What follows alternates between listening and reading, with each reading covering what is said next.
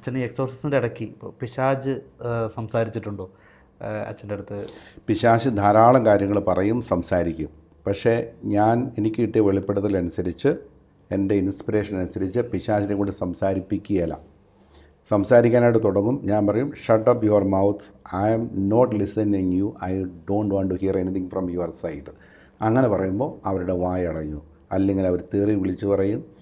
ഈ വൈദികൻ്റെയും കൂടെ ശുശ്രൂഷ ചെയ്യുന്ന എല്ലാവരുടെയും തിന്മകളെല്ലാം വിളിച്ചു പറയും.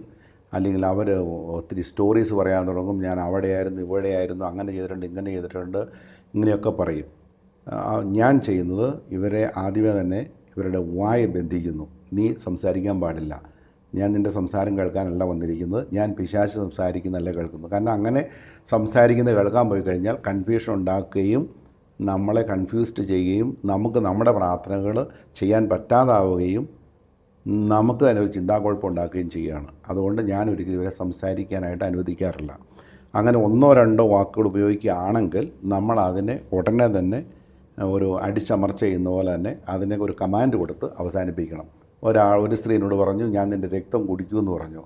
നീ രക്തം കുടിക്കുക, ഞാനിവിടെ വെച്ചിരിക്കുന്ന വെള്ളം പോലും എടുത്ത് കുടിക്കാൻ നിനക്ക് കഴിവില്ല, പിന്നെ നീ എൻ്റെ രക്തം കുടിക്കാൻ നിനക്ക് സാധിക്കുമോ? കീപ് ക്വയറ്റ്, ഇനിമേൽ സംസാരിക്കരുത്. പിന്നെ സംസാരിച്ചിട്ടില്ല. പിന്നെ നമ്മൾ പ്രാർത്ഥിച്ചുകൊണ്ടിരിക്കുമ്പോൾ കുറേ കാര്യങ്ങളൊക്കെ ഇങ്ങനെ മാനിഫെസ്റ്റേഷൻസ് ഉണ്ടായി വരുമ്പോൾ അതിന് വേറെ കമാൻഡ് കൊടുക്കണം. I'm not standing here to see your drama, I'm taking authority to bind you cast you out, keep quiet, be still.